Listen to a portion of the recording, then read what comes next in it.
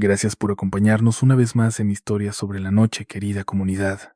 De todo corazón, gracias por estar aquí, por seguir siendo parte de este espacio tan oscuro y especial.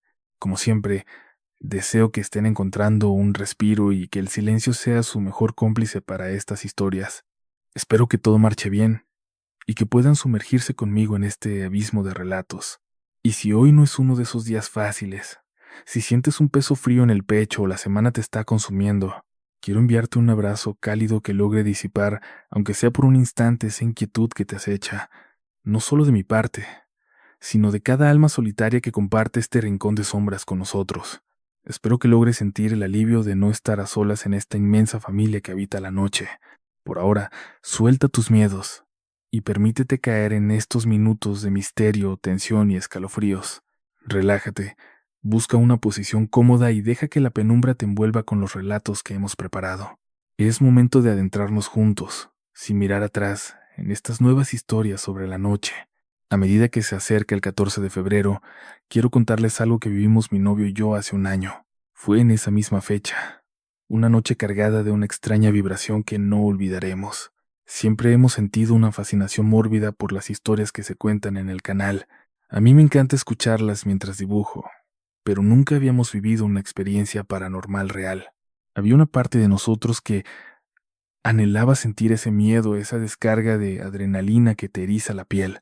Así que, durante unas vacaciones en un pueblito de San Luis Potosí llamado Huichihuayán, le pedimos a un conocido de la zona que nos guiara a un tour por lugares cargados de energías oscuras. Nos dirigíamos hacia una cueva donde, según decían, se practicaban rituales de brujería. El trayecto de subida al cerro era inquietantemente silencioso, un camino angosto sepultado entre árboles retorcidos. El clima, que antes era cálido, empezó a tornarse pesado, denso, como si el aire mismo nos observara. De pronto, nos topamos con una cerca de piedras y alambres de púas que marcaba un límite siniestro. Nuestro guía nos advirtió que debíamos escupir al suelo para dejar ahí nuestras malas energías antes de cruzar. Lo hicimos, pero en ese preciso instante, una punzada de arrepentimiento me recorrió la espalda. Ya sentía el impulso de huir, de dar media vuelta y no adentrarme en aquel territorio prohibido. Al cruzar, encontramos una figura grotesca tallada directamente en la roca del cerro. El miedo me nublaba la vista, impidiéndome procesar lo que veía, pero mi instinto gritaba peligro. Parecía la representación de la muerte, una silueta oscura y deforme que parecía absorber la luz.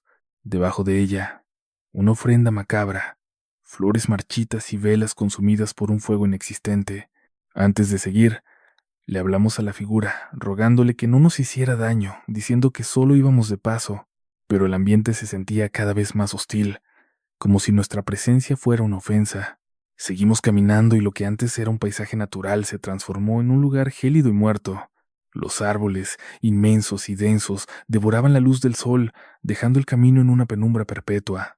El sendero se estrechó tanto que tuvimos que avanzar en fila india, sintiéndonos observados desde la maleza.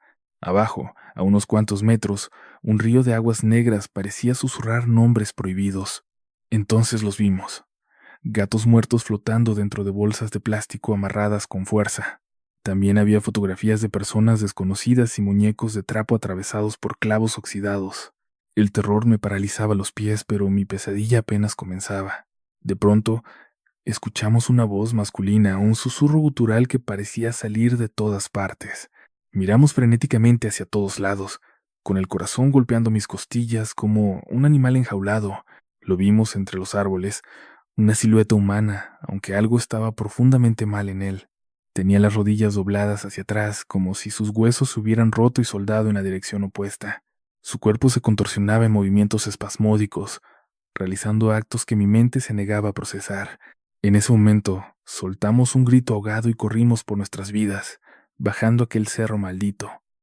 Antes de cruzar los alambres, le agradecimos a la figura y a la ofrenda, rogando que nos dejara salir de allí con vida, pasar, pero sobre todo, nos fuimos. Limpiamos el suelo otra vez para no llevarnos ninguna energía de aquel lugar maldito y regresamos al pueblo. Lo más aterrador es que la historia no terminó ahí. Al salir de ese sitio, esa misma noche no pude dormir. Sentía que algo me observaba desde la ventana, justo encima de mi cabecera. Mi amigo nos contó que vio luces extrañas, como bolas de fuego, brujas, volando cerca de su casa. 10 días después de nuestro regreso, empecé a tener pesadillas donde revivía todo el paseo, pero esta vez aquel hombre venía corriendo tras nosotros. Siempre despertaba justo cuando estaba a punto de alcanzarnos. Mi amigo dice que una semana después una bruja intentó entrar en su casa. Nunca me explicó cómo, ni cómo supo que era una bruja, solo me lo soltó así. Espero que les haya dejado helados esta historia, pero sobre todo que hayan aprendido algo de lo que nosotros sufrimos. Yo tengo una experiencia que viví con mi ahora prometido cuando apenas comenzábamos a salir. No llevábamos ni 2 meses de conocernos tras habernos presentado una amiga en una fiesta. El clic fue inmediato. Hablábamos todos los días y salíamos 2 o 3 veces por semana. En aquel entonces él tenía un trabajo como asistente, así que sus horarios eran un caos, pero se compensaba con el tiempo libre que tenía, sobre todo los fines de semana. La primera vez que iba a conocer a sus amigos era en una fiesta en el centro. Sin embargo, cuando pasó por mí me dijo que su jefe le acababa de llamar. Tenía que ir en ese instante con un médico a un extremo de la ciudad y luego ir hasta el otro lado a dejar unos medicamentos. Era urgente que lo hiciera en ese preciso momento, pues debía entregárselos a la mamá de su jefe. Me dio a elegir. Podía ir él solo y pasar por mí después, o bien, si quería, posponer la presentación para otro día, ya que el viaje tomaría varias horas y no quería que me aburriera. Le dije que prefería acompañarlo, aunque no alcanzáramos a llegar a la fiesta. Y así salimos hacia el viejo consultorio, de esos que parecen de los médicos de antes. Había muchísimo tráfico para llegar ahí. Cuando nos dirigíamos a la otra dirección, todavía más, pero aprovechamos para platicar. Fíjense que, desde entonces, cuando más platicamos es cuando nos atrapa el tráfico. Llegamos a aquella dirección, a una casa enorme de los papás de su jefe. Eran gente muy mayor. Una joven abrió y le pidió que pasara. Alguien adentro recibiría los medicamentos, pero luego la chica me dijo a mí que esperara en el coche. Que pase ella también, por favor. Que no se quede afuera, dijo. Entonces entré. La casa olía a madera vieja, supongo que por los muebles y adornos. El ambiente se sentía pesado, se sentía frío. La joven condujo a mi novio por un salón y subieron unas escaleras. Yo me puse a curiosear entre todas las figuras que había. Todas eran religiosas. Todo, de verdad, parecía una iglesia. Aunque luego me di cuenta de que ni en las iglesias habría tantas figuras. Eran puros ojos enormes que me seguían hasta las escaleras, que eran muy amplias, como si fuera una casa de telenovela. Perdí el rastro de hacia dónde se habían ido. Ya no estaba segura de si realmente habían subido, así que solo me quedé ahí, esperando en el silencio. De repente, me llamó la atención una puerta que se abrió lentamente, soltando un leve chirrido. Adentro todo era una negrura absoluta, apenas rota por el resplandor mortecino de una lámpara de sal. Esa luz tan débil y extraña me permitía vislumbrar apenas el fondo de la habitación.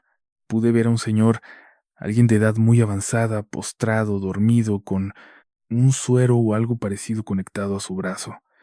Entonces, alguien pasó frente a la puerta. Dentro de aquel cuarto, vi una figura, una silueta, algo que me heló la sangre. Se acomodó junto al viejito, inclinándose sobre él como si lo estuviera examinando de cerca, con una intención oscura. No lograba verla con claridad, no distinguía nada. La lámpara era penosamente tenue y apenas iluminaba el lado opuesto de la cama, lejos de donde estaba. Esa cosa, esa presencia acechando al señor. Entonces, puso su mano alrededor de la cabeza de aquel hombre. Me pareció antinatural. Era tan larga, tan inmensa. Esa mano parecía cubrirle toda la cabeza por completo, como si quisiera devorarla. La figura se veía casi negra, una mancha de sombra absoluta, imposible distinguir ningún detalle humano. Luego, se incorporó con una lentitud aterradora. y por la posición de su cuerpo supe que estaba clavando su mirada, o lo que fuera, directamente hacia mí. En ese instante escuché voces en las escaleras a mis espaldas. Mi novio y la joven, una señora mayor, venían bajando. Ella le agradeció a mi novio y siguieron bajando los dos. La joven era una enfermera encargada del cuidado del señor de la casa, pero esa noche la señora se había sentido fatal, se la había pasado postrada todo el día. Los medicamentos eran para ella porque, por lo que alcancé a saber, para el señor ya no había esperanza, ya no había remedio.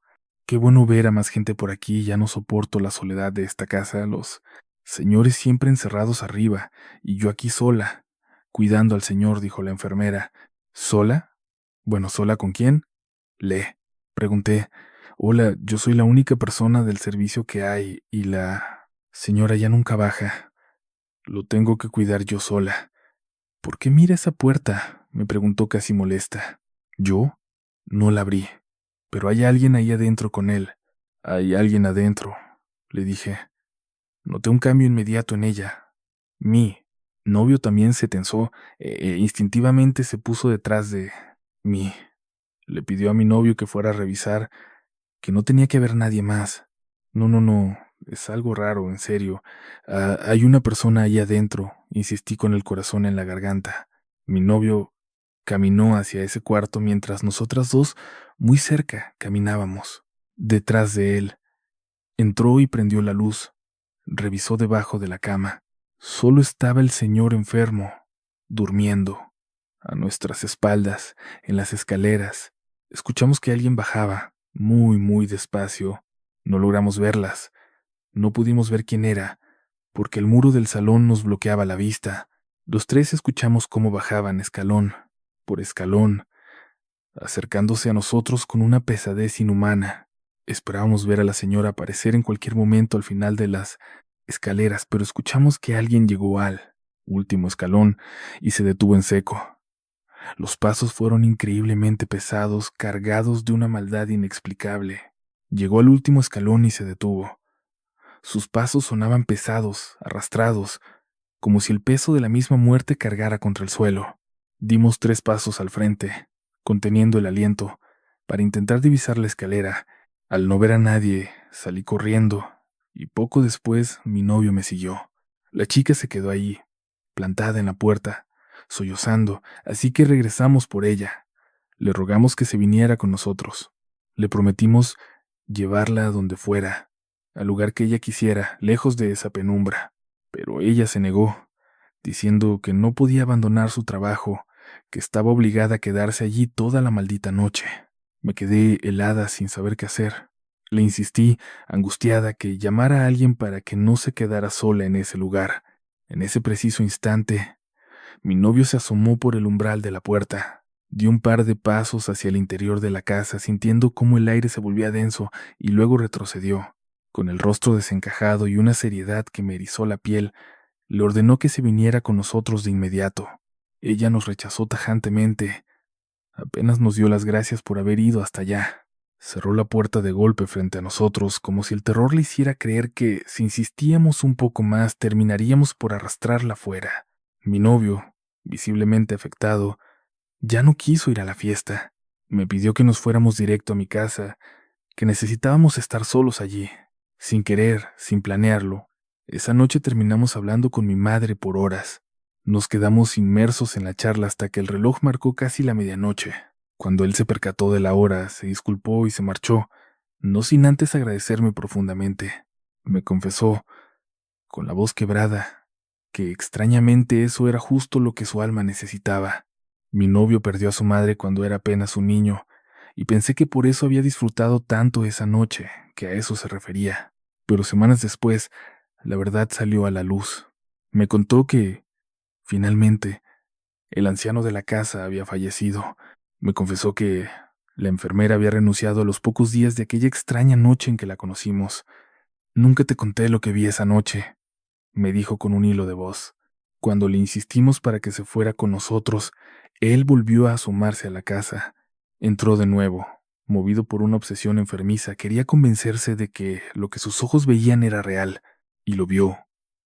Una figura alargada, alguien extremadamente flaco, solo una silueta oscura. Se deslizó desde las escaleras hasta la habitación del anciano. Movía los brazos de una forma antinatural, espantosamente largos. Justo antes de entrar al cuarto, la cosa se detuvo en seco y volteó hacia ellos. Fue ahí, ante ese horror, cuando no aguanté más y le rogué a la chica que huyera con nosotros. Fue la última vez que intentamos ayudarla. Nunca antes habíamos visto algo así y gracias al cielo no lo hemos vuelto a ver. Es un recuerdo macabro que nos persigue cuando nos preguntan cómo fueron nuestros primeros meses juntos. Muchas gracias por su atención. Seguimos aquí, recordándoles que, para ser parte de esta comunidad, solo tienen que suscribirse a este espacio para no perderse ni una sola historia nueva. Y claro, si les gustan mucho, solo si realmente les fascinan, pueden apoyarnos compartiendo este episodio con alguien que sientan que necesita escucharlo ahora mismo. Vamos a pasar a una historia sumamente fuerte. Le agradecemos de verdad a Esmeralda Encinas por la confianza de compartirla con nosotros. Te mandamos un abrazo muy fuerte. Sigues escuchando historias sobre la noche. Les comparto esto que ocurre en mi propia casa. Comunidad. Mi recámara tiene un ventanal inmenso que da directamente a la puerta principal, por lo que les comparto esto que ocurre en mi propia casa, en mi comunidad. Algo que hiela la sangre. Mi recámara tiene un ventanal inmenso que da directamente a la puerta principal. Por eso, cuando alguien se acerca a tocar o se pone frente a casa, podemos verlo con total claridad. Hace 2 años empezamos a vivir cosas realmente inquietantes. Estando mi esposo y yo en la recámara con los niños profundamente dormidos, escuchamos que golpeaban el ventanal. Mi esposo, que estaba de pie, fue directo a abrir la cortina, pero afuera no había nadie. Nos miramos, confundidos y tensos. Él salió a revisar cada rincón, pero nada. Vacío absoluto. Intentamos conciliar el sueño, pero en plena madrugada, los golpes regresaron. Él se levantó de un salto, una vez más sin encontrar rastro de nadie en la oscuridad. Iba a salir de nuevo, pero el miedo me paralizó. Le rogué que no lo hiciera, que se quedara conmigo. Imaginaba lo peor. Alguien acechando en las sombras, esperando el momento exacto para entrar o hacernos daño. Él no despegaba la vista del cristal, pegado a la ventana, tratando de descifrar cualquier movimiento en la negrura de la noche. Y justo ahí, frente a sus ojos, volvieron a golpear el vidrio con fuerza. No tienen ni idea de lo que sentimos esa noche. Fue una tortura silenciosa. La noche siguiente no fue distinta. Estábamos acostados viendo televisión cuando un estruendo brutal sacudió la casa. Pensamos que habían destrozado un vidrio, pero al correr a la cocina, vimos algo aterrador. Un bol de cristal enorme estaba hecho añicos en el suelo. No había lógica, ninguna explicación para entender cómo pudo haber salido volando desde su lugar hasta estrellarse de esa forma. Durante 7 días, los golpes en la ventana y los ruidos extraños se volvieron nuestra sombra. Incluso golpearon la puerta de nuestra recámara, dejándonos en un estado de alerta constante, revisando siempre sin hallar nada. Yo no dejaba de tener pesadillas, sueños vívidos que me gritaban que algo terrible estaba por ocurrir, que alguien iba a morir. Entonces llegó el jueves. Dejamos a los niños en la escuela y, aprovechando el día libre de mi esposo, fuimos a caminar a la playa. Le confesé mis miedos, mis sueños constantes. Él intentó calmarme asegurándome que todo estaba bien, pero esa tarde, una llamada de mi papá me heló la sangre. Mi hermano había muerto. Se lo llevaron de su casa, le arrebataron la vida y tiraron su cuerpo en la calle como si fuera basura, sin identificación alguna. Ninguno de nosotros supo nada. Su cuerpo terminó en calidad de desconocido. Desde que la policía lo encontró, fue trasladado al servicio médico forense. Allí permaneció exactamente 7 días, los mismos 7 días en que la casa parecía cobrar vida propia con esas manifestaciones. Recuerdo que justo 7 días antes vimos la noticia en televisión junto a mi esposo. Vimos el reporte sobre el hallazgo de una persona sin identificar, pero aquí, en esta ciudad, eso pasa todos los días. No fue una noticia relevante, fue solo una nota más, algo que ignoramos casi al instante. Mi padre me confesó después que él también había tenido pesadillas similares a las mías. Hoy creemos que era él, desesperado por ser encontrado, gritándonos desde el más allá tras su muerte. Y es que Apenas llegamos a reclamar su cuerpo, entendimos que esa angustia en casa era él. Lo sacaron a la fuerza de su casa, se lo llevaron, le arrebataron la vida sin piedad y lo tiraron en la calle. Sin una sola identificación, nadie de nosotros sabía nada de él, nadie de la familia se dio cuenta de que su cuerpo permanecía en calidad de desconocido. Desde que la policía lo encontró, lo trasladaron al servicio médico forense. Allí estuvo encerrado durante 7 días, justo los mismos 7 días en que presenciamos esas manifestaciones macabras en la casa. Recuerdo bien que, junto a mi esposo, 7 días antes de todo eso, vimos la noticia. Vimos que habían encontrado el cuerpo de una persona desconocida. Vimos el reporte en la televisión, pero aquí en mi ciudad eso sucede todos los días. No fue una gran noticia, como dicen, fue uno más del montón. Mi padre me confesó que él también había estado teniendo sueños inquietantes, muy similares a los míos. Hoy creemos que era él, intentando desesperadamente que lo encontráramos, avisándonos desde el más allá. Y es que, en cuanto fuimos a reclamar su cuerpo, los extraños sonidos en casa y los golpes en la ventana por fin cesaron.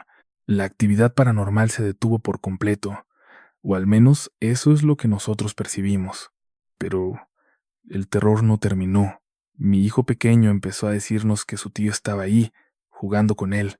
Veíamos con horror cómo le hablaba a mi hermano, como si realmente estuviera parado frente a él, con una naturalidad que nos helaba la sangre.